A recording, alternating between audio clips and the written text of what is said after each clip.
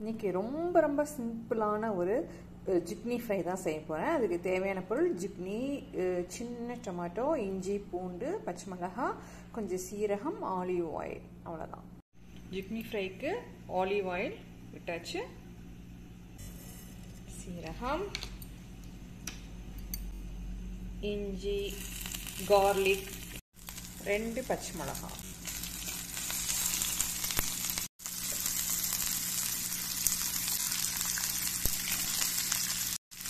லைட்டாக அப்படியே டோஸ்ட் பண்ணிக்கலாம், ஆட் பண்ணிக்கலாம்.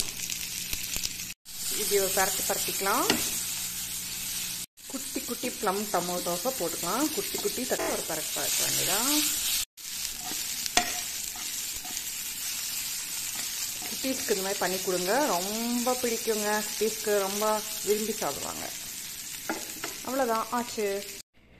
ரொம்ப டேஸ்டிங்க இங்கிலீஷ் சமையல் பாருங்கள். ரொம்ப ஈஸி, ரொம்ப நியூட்ரியன்ட், வெரி ஹெல்த். குட்டீஸ்க்கெலாம் நம்ம சின்ன வயசுலேருந்தே கொடுத்து பழக்கம். Simple and tasty chicken fry.